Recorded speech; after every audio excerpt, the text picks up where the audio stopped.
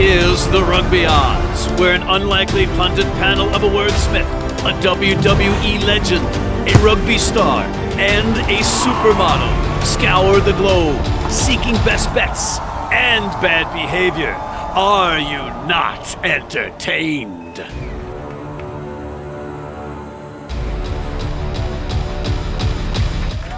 Yeah, okay, yeah, love it, and thanks for tuning in. It's much appreciated. Look in the sponsor opportunity green room. You'll see John Bradshaw Layfield, the WWE Hall of Famer turned rugby advocate, and his pal, King Gift Egbelu, the Inventor of Words, prepping diligently for what's on the Your Company Name Here slate. We also have George Hook, the Irish legend, calling in, so let's get to it. Gentlemen, 71, 43, and 3. It was a heavy weekend of picking rugby, but we survived and did well. Once again, instead of having one of us as the wooden spoon, because we all did so well, it goes to South African professional rugby. That's who gets the wooden spoon, much to your chagrin, I know, fellas, because you picked against Munster. What do you have to say? I'm more mad about the Nola goal more so than I am about South Africa. Everybody gets one, but that was just unnecessary. Yeah. I'm more mad on that one. Me too. Let Miami. Oh, yeah. That aside, anything catch your eye from last week? John. Yeah, the backs for Utah are incredible. Lasecki, that's a grown-ass man, by the way. Those guys have got tons of speed. You've got a couple teams with tons of speed. You got the Free Jackals got a ton of speed. You got Utah with a ton of speed. Houston just beats people up. They run incredibly hard lines.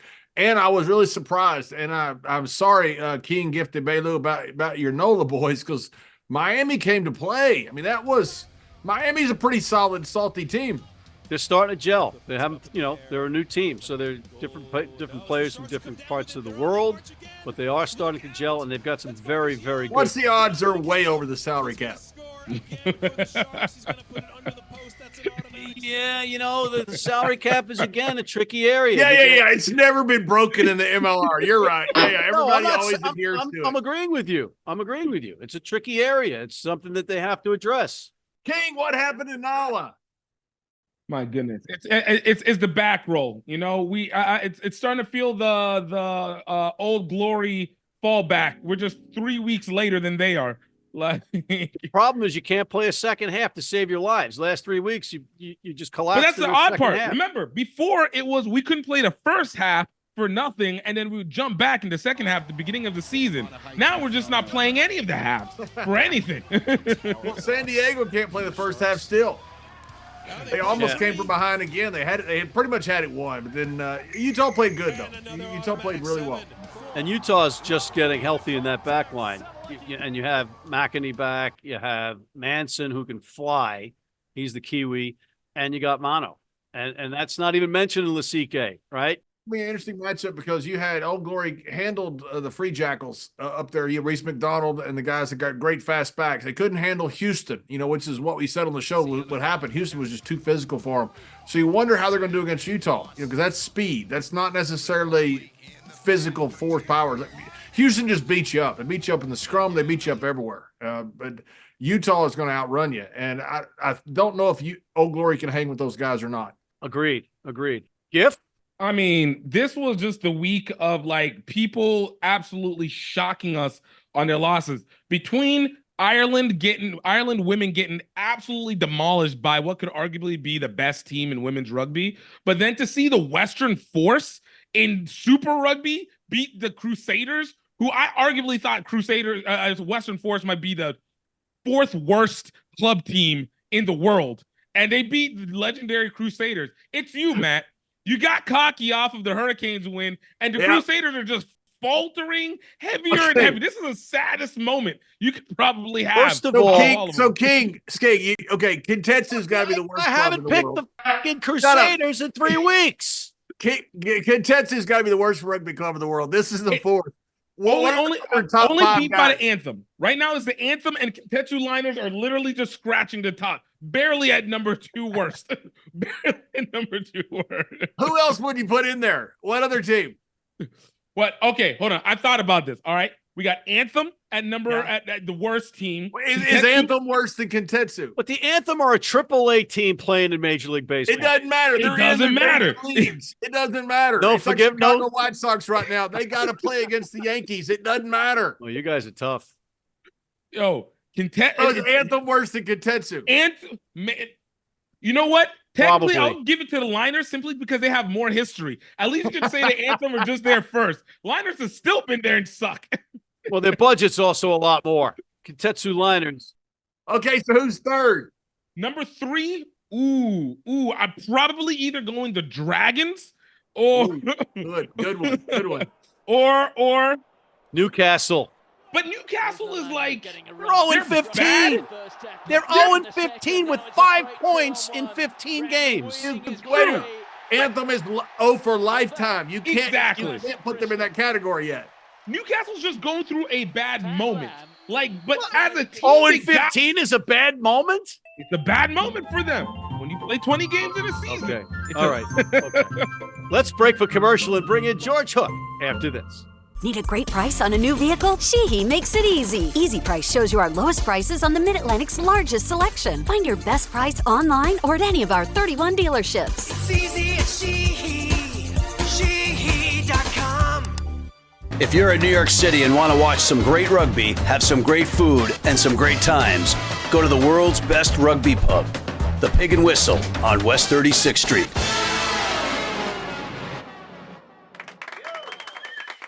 And we're back, and once again, we're welcoming in the great George Hook. George, welcome back the great to the George Rugby Hook. Hour. George Hook is here. Yes. George Hook is here. Yeah. George, what a weekend of rugby we had, George. I know that you were on the edge of your seat constantly, but the big question right out of the gate, South African pandemonium, George. Is this the end of South Africa with these losses by the Bulls and the Stormers? Not since George Washington went in as an underdog at Yorktown have I heard a nation dismissed in such cavalier fashion. All right. Now, number one, although Jake White is proven to show himself a bit of an idiot, nevertheless, they're in second place in the championship. Now the plus Leinster lose. So although you could well say, well, the Bulls have an opportunity with Leicester losing, nevertheless, it's not going to make a huge difference in the final run-up, in my opinion. Stormers losing is just one of those things. I wouldn't be writing off South Africa just yet. The words premature come to mind. But George, for God's sakes, Ospreys beat the Stormers. No, I agree. I am trying to, bring a trifle balance to this. I mean, you probably would have told Oppenheimer that he was going to blow the whole world up. So, I mean, I just hesitate at your negativity. That's all. Matt, you realize that George Washington analogy was 250 years ago? You've said the dumbest thing in the last quarter of a millennia. That's how dumb that was. The last 250 years. This is the last time somebody said something that dumb. That should be worth some clicks, right? Some views? Do we I get doubt views for that? Nope, just dumb. John, why don't you keep talking and ask George what you wanted to ask? George, every season, you like in the NBA or after the NBA All-Star game, you start preparing for the playoffs. You start putting your guys in there. You start getting ready for that. Is that what we're going to start seeing right now with the URC? Because right now you're seeing massive point differentials in bookie spreads, and teams are covering it because they're not fielding their best teams. Well, I am very loath to be remotely critical of you, John, because I love you dearly. But I had to sit through this. Has Jake White destroyed the credibility of world rugby, blah, blah, blah. Hello, journalism. Leinster go down to South Africa, not with a second team, with a third team. Yeah. It could have been a fourth team. Of the 15 who took the pitch, I recognise 2 names. So the thing is, you're right, though. That's the important thing. You're absolutely right. What you're now seeing is them preparing for the playoffs, or particularly in the case of somebody like Connacht, they are struggling might and main to get into those playoffs. So it's quite interesting the next couple of weeks to keep an eye on the results. Is there an element where maybe we're just seeing everybody finding themselves again at the end, outside of Wales? Because I honestly feel Wales had the luckiest week. Yeah, well, I mean, if you don't talk about Wales, you therefore, by definition, you talk about the Premiership and a result this weekend where Newcastle lose their 15th game in a row and concede as near as damn at 100 points, you know? So what do? Well, they're the bottom team. So the bottom team go down. Now, the problem is that the next division is not competitive. And Ealing and Coventry, who are 1 and 2, you know, just wouldn't come up because they know if they come up, they can't compete. At the same time, you have the teams who've gone bust. Now, here's the interesting thing for all you guys. The latest story is the Wasps are going to join the MLR. Now, that's a really interesting one, and it comes from a very good source. Kenny Logan, who played for Wasps, captain Wasps, they're trying to put together a base in Kent outside London, but he has said they are seriously looking at the MLR and that they have received, wait for it, received an invitation to join.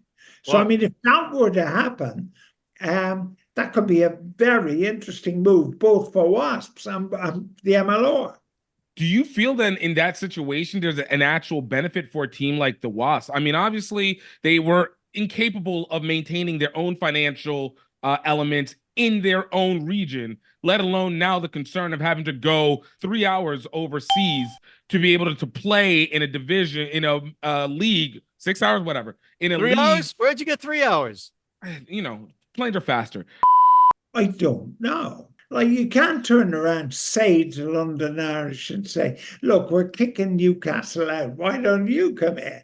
Right. I don't know how much London Irish still owe. I don't know how many players have not been paid their wages for the last number of weeks or months that they played for London Irish or Worcester or Wasps or whatever. So they're not credible financially. If you have a professional sport, the one thing you understand is we have to have money. And what rugby has manifestly failed to do is actually create enough money. George, is Ronan O'Gara on the hot seat in La Rochelle? They're not going to move O'Gara, point one, right? So it's not on the table. His standing in France is such that nothing's going to happen to O'Gara.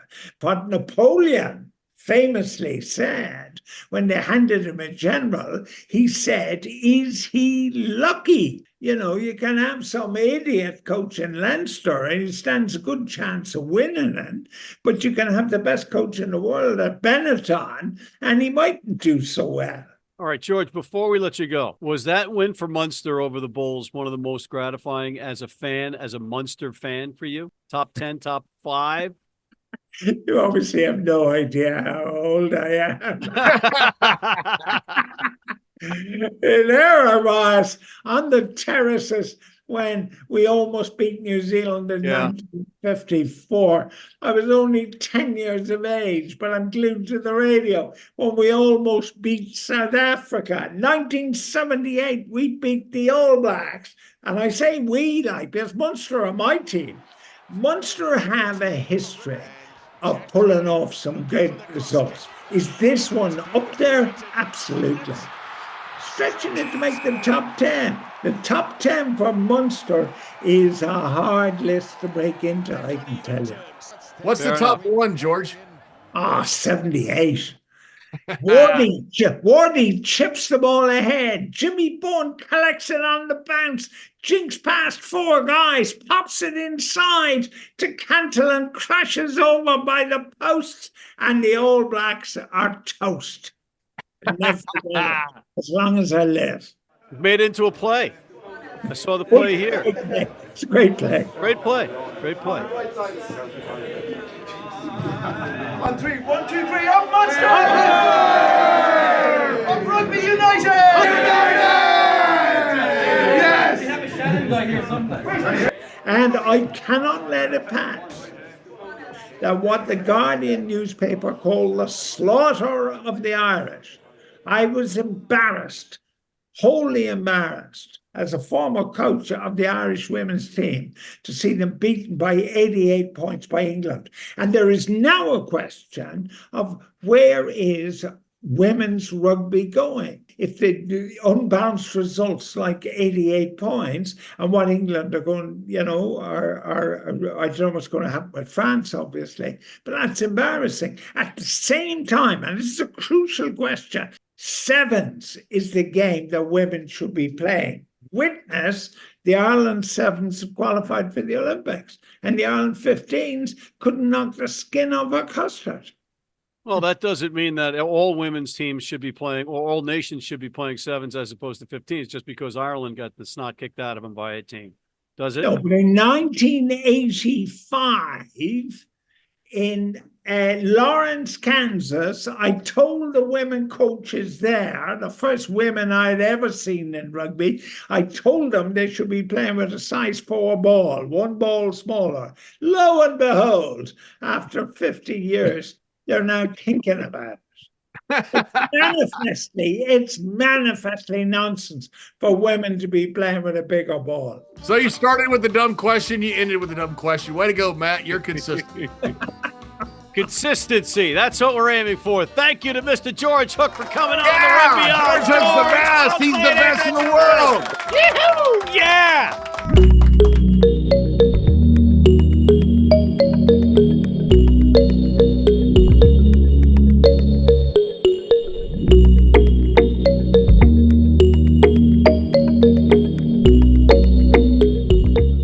You need your cleats? You need them tomorrow? If you order today by 3 p.m. New York time or noon LA time, they can have them to you tomorrow. Young, old, male, female, if you're playing on turf, if you're playing on grass, if you're playing in the rain, you're playing in the heat, they've got you covered. RugbyNow.com. Go there now. We're back after having George Hook. How great was George, guys? Hook's the best. Absolutely. Absolutely. Quarter of a millennia. Dumbest question in a quarter of a millennia. Superlatives are good. Told you it would happen. I told you it would happen. All right, he's muted to start the final segment of the show, ladies and gentlemen, and we're going to go right to the MLR. John, I'm going to unmute you and ask you for your pick in the MLR. Utah, -7, got Old Glory coming to visit at altitude. They cannot run with those backs that Utah has. Imagine trying to keep up with those guys, Mansing, at altitude, and Laseke. I don't think Old Glory can do it. So give me Utah, the Mountain Men, to take on Old Glory and beat them. Look, we're going to look over. Dallas is taking on Miami this week. Miami getting false confidence off of an exceptional win against a team that seems to want to be unexceptional at the worst possible time. But that Dallas Jackals team is not one to play with. They're feisty. They're angry. They're coming off of rest. And I think Miami is about to be returned back to reality. Talented team, not a talented organization. Look for Dallas to win and cover the spread. Why are you dissing the organization? They're brand new. They've got state-of-the-art facilities. They're playing on a great field. They're with Messi. And not a great organization right now. Maybe they'll be in 3 years. Wow. Okay. All right. All you just said was talent. Wow, we got a lot of facilities. We got great players, but we just don't put it all together. Great, talented team. Terrible organization right now. They just was rooting for Dallas. Hell yeah. Absolutely smoked Nola. Don't care if you're a big Messi, you big soccer pundit. Again, an exceptional win against a team that's trying to be unexceptional at the worst possible time. All right. Yeah, just because you want to go do a soccer show, you want to keep bringing up Messi. All right, I got the marquee matchup and that is Houston hosting San Diego. San Diego, though, could easily be 2-5 rather than 5-2. They squeaked by Los Angeles. They had 2 huge comeback wins. I don't know that they're that good. I think Houston is that good, and Houston's at home. Houston -4 all day. Yeah, you're right. If San Diego doesn't outscore their opponents, they would have lost. Great analysis. URC, John. Leinster has gone down to South Africa with a 3rd or 4th team. Those kids are going to have a ball. It's summer down there. They're going to have fun. They're going to have beautiful women in South Africa, beautiful weather, but they're going to get boat raced by the Stormers. The Stormers are going to put it on these boys because this is not the number 1, our number 2 Leinster side. Stormers all the way. How much sun poisoning is going to be in that Leinster locker room by the time this game rolls around? Gift. Munster got a great win against the Bulls off of a very last-second score. But that being said, they're going over to the Lions, just traveling a little bit of a ways. Lions coming off of the win against Leinster. I don't care what the team brought. They brought who they brought. Lions are coming in, going to cover the spread. Look for the Lions to take this one against Munster. Okay, we have one of those where he said things. I'm going with Munster again to beat the Lions. And with no problem covering the spread. So you can go yourself, Gift. Let's move on to the Premiership. That's what the Lions are about to say to Munster. Why would you say something like that? Oh, did I leave you out, John? Why don't you go? So rude. You're debating a sports game. Oh, go. You're some big, like John Wayne tough guy with a foul mouth. Why don't you go yourself, Pilgrim? Let's move on to the Premiership. That's the worst accent I've ever heard. John, Premiership. Anytime I can bet on Jamie George, Marlo Itoje, and Owen Farrell, I'd do it. So I'm taking Series over Bath. And that doesn't matter whether or not Finn Russell plays or not. Did I just tell you who I bet on? All right. Okay. Gift? Hey, man, Bristol just came off the greatest warm-up that they could use for this game against Leicester with that 88-point, scrimmage that they did against Newcastle. And now they're look for them to be able to return that again against Leicester, who also just came off of their worst version of a scrimmage that helped warm up Northampton. So I look for Bristol to cover and beat Leicester on the road. You know, that one ruck changed the whole complexion of that game for Bristol and Newcastle. I mean, if one ruck makes it swing by 88 points, by all means, let that ruck. It was that one ruck. It can do it. It can change the whole complexion of a game. I'm going to go with Exeter to smoke Gloucester. Super Rugby. John. Highlanders over Force. That's all you need to know. Go Highlanders. That's a good pick. Gift. I know it is. I don't need your validation. Yes, you do. You just don't know it. No, I don't. No, you do. Stupid one ruck made a difference in the game. They almost didn't score 100 points on them. Gift, when you're done laughing at him mocking me, you can make your pick, please. Hey, look. This is what you get for trying to be overly New Jersey Buffaloing. And as a result, look for Fiji and Drua, boom, to be able to hold themselves at home against Moana Pacifica, because Fiji at home, outside of playing against the single best team in the world, or one of them, is absolutely relentless. Fiji, cover, win. Moana Pacifica, no rivalry. Give me the Canes. Give me the Canes versus the Brumbies, because that's New Zealand versus Australia. The Canes to remain undefeated. Let's take a break and come back with the NRL, the top 14, Japan Rugby League 1, and our picks of the week after this. Hey, U.S. fans, you can tune into every match live on Flow Rugby. How do we know that? Because we're on there all the time.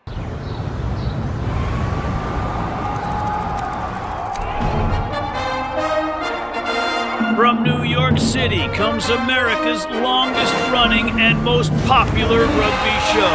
The biggest names in Major League Rugby, MLR highlights, and big match previews. Rugby Wrap-Up presents MLR Weekly, made in New York City.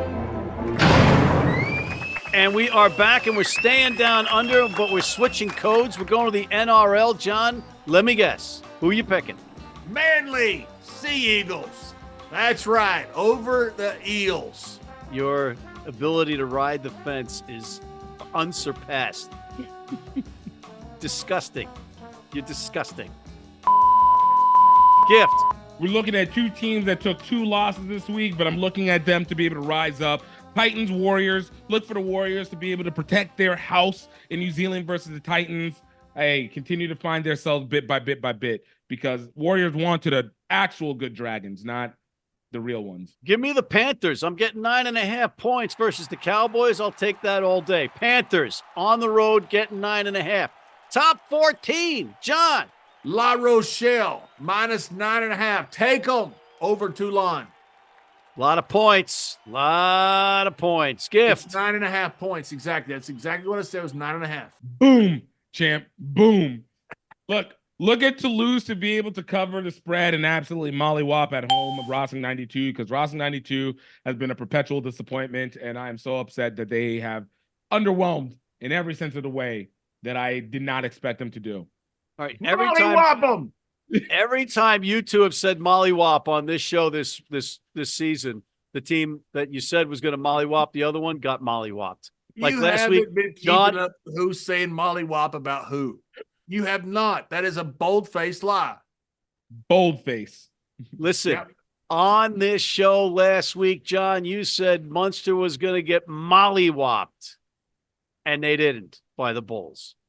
Gift? And you picked Newcastle also. Right. Worst team. Oh my God. Never use the word what mollywop. What are you talking about? Never use the word Purdue. Never use the word mollywopped. And again, that one ruck changed the whole game. I'm going with Bordeaux over Bayonne, New Jersey, despite the fact that Bordeaux will be on the road. Japan Rugby League 1. John, let me guess again. Against the Kintetsu Liners. Surprise, surprise, surprise. As Gomer Powell would say. You know, you're a lot like Gomer Powell. Matt, you're a lot like Gomer Powell. Great. Fantastic. Gift. Yo, here for the Verblitz, taking on the Cannon Eagles. Look for the Verblitz to keep it close. Keep it close. I'm going with my Brave Lupus versus the Suntory Sun Goliath. Now, we are at the final moments of this show. It's tearful goodbyes. We're near it. John, who's your pick of the week? Nala is looking for a little revenge. They're looking for a win. And unfortunately, on the other side for the other team is Anthem. They're going to beat them as bad as they want. This is going to be 20, 25-point win, easy. Give me Nala all day long.